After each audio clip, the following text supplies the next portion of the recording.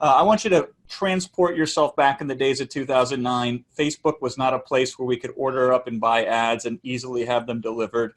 Most of the internet was not on Facebook. Nowadays, people spend 50 minutes a day on average on a web property like Facebook. Google, you couldn't buy ads from them back then. It was all affiliate and email marketing type of stuff. That's where a majority of the clicks were coming from. Kindle really wasn't even a thing back then.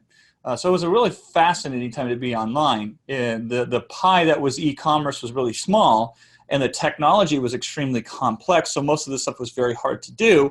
And so we cut our teeth really hard and figured this thing out, did pretty well with it, made a few $1 million along the way, and then we graduated to bigger, better things, and what is old is now new again. In fact, we were just pointing it in the wrong direction. So what I'm going to show you here today is going to be vitally important to you, I think, directly and specifically if you do any information marketing at all. Doesn't matter what your information is. I think this is the key to a massive breakthrough for you. If you don't do any information marketing, the lessons are still applicable here. This is yet another way and another system for using webinars. And so I want you to pay attention to also not just the tactics and the strategy, but the overall positioning and the strategic problem solving that's applied to this model you're about to see, which all businesses need to get really good at if they want to stay in business, which is strategic problem solving. And that's finding the leverage point that all other businesses in your industry are missing, or figuring out the new model that allows you to get traffic either cheaper or get more effective traffic or convert in a way that normally is impossible to convert. That kind of stuff. Thank you, by the way, for the comments on the haircut. I appreciate that. I'm fresh. I'm ready to impress. I'm ready to rock and roll. And you should see on your screen now the E-Class model. Let me know if you do in the chat. It says how to take a customer that buys a $5 to $20 book or ebook and turn them into a $499 purchaser of the same information, essentially. That's actually less of the same. You will take what's in your book or your ebook, your information product that the masses can buy for next to nothing.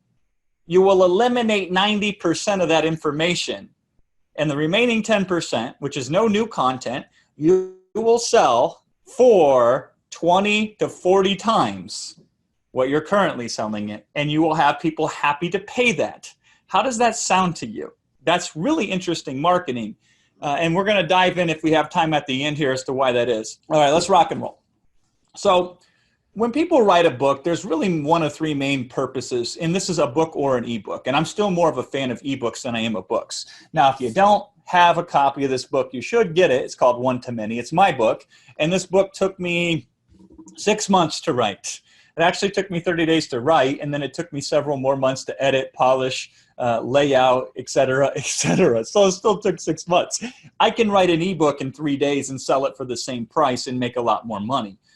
So it doesn't really matter. What matters is whether it's a book or an ebook, it has a lot of information in it. Now, there's a primary purpose. You can only do one of these three things. Only one of these things can be the main reason that you create an information product. The first reason is for authority. So if you ever heard the saying that there's no money in books, that is generally a correct statement. For most authors, there is no money in books because most authors never sell that many books. 99% of people who publish an actual physical book sell less than 1,000 copies of it over the lifetime of that book, 99+%. But a book has inherent intrinsic value all on its own. When you say, I'm a book author, people are like, whoa, that's impressive. If you go to conferences that you speak at or you're doing networking, if you can hand a book out, that's the ultimate calling card. That's the ultimate business card. It's a positioning element that puts you head and shoulders above the rest. Why? Because you have a book and they don't. And so, an authority purpose, so the book will indirectly prop you up and so you can make more profit. Not directly from the book itself, but somehow indirectly from the book, it increases your status and that makes you more effective in business. So we call that an authority play. So Jim Collins wrote the book Good to Great. Built to Last, I think, was the other book that he wrote that was super duper famous. But I don't know if you know this, the main reason he wrote this book was to get consulting gigs. Wow. Yeah. So these big, gigantic Fortune 500 companies, they typically will hire these expert consultants by first reading their books. And he's not the only one. He's one of many. And so people will write a book to get more speaking engagement, get more keynote engagement, to forge more partnerships, to get into associations or to get consulting contracts, and et cetera, et cetera. So that's one of the reasons to write a book. So if that's the particular case, having the book in and of itself allows you to do marketing you otherwise couldn't do. And there's value in that, okay? So I'm not a huge fan of writing books for authorities because I don't like to take the very indirect route to the money. I like to take the most direct path to the money because you still have to figure out how to utilize the book. So then that moves us to the second one, which is lead generation. So Expert Secrets, which, by the way, I'm the most quoted expert in Expert Secrets, if I do say so myself. This is from my colleague Russell Brunson. And this book has sold a couple 100,000 copies, I believe, at this point. And I use the term sold very loosely because if you went to his website, expertsecrets.com, you would see that this book is free, quote unquote free. It's free, you just got to pay for the shipping. And so the brilliance of a model like this, the brilliancy of this type of positioning of this book is this book allows you to take something that has a fixed value. Most people know what a book costs, and most people know what the experience is of a book. It's going to be a high-level experience because it takes a lot of effort and time and so forth to write an actual physical print book. And he gives it away, and that allows him to buy a customer. He doesn't make any money off the book, but the book allows him to get a lead, a buyer lead, a paid lead, and then he upsells that lead and optimizes that lead to hopefully break even in a short period of time so then he can build a massive list and market to that on the back end. So that's another reason to write a book. It has its applications, and that's why I prefer ebooks over regular books when it comes to lead generation purposes. But I like lead gen because I like anything that could get me buyer leads at break even. If you can solve the riddle of you don't know who I am, we're complete strangers, but from a cold advertisement, I will get you to spend money with me, and that will break me even. Every single one of you who can do that will be rich beyond your wildest dreams. Because now all the follow-up marketing is free because you have that audience. It's essentially free with digital marketing. And the relationship you have with that audience is 20 to 50 times more valuable with somebody who spent money with you than somebody who hasn't. So that's another reason to write a book.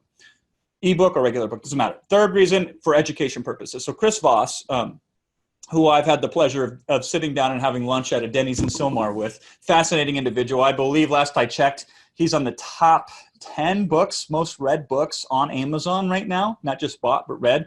He's killing it. Several million in sales he's made of this book at this point in time. And Chris, former FBI hostage negotiator, super sharp gentleman, he wrote the book primarily with the idea of you're going to buy my book to learn something. He said, hold on a second, Jason. Is it that way? Everybody writes a book? Well, true, it is, right? But if I'm going to sell information to you, I would much rather sell it in a variety of different ways if I understand the value of information, because I give you all this information in a book and at most I'll make a couple bucks. It's a horrible business model if it's your main revenue source. So I would rather use education. I could take his book, write a webinar around it, and sell you a $20,000 strategic negotiation implementation, and I would do far better than selling a bunch of books. But a lot of people will write a book to educate, to change the world, and then say, damn it, I can't make any money doing this, therefore I can't spend any money on marketing doing this, and therefore my book kind of languishes and it dies, or it breaks through like Chris does, because Chris then goes out there and promotes it on podcasts for several years. And by brute force and really smart intelligence and a lot of other things, does incredibly well with it.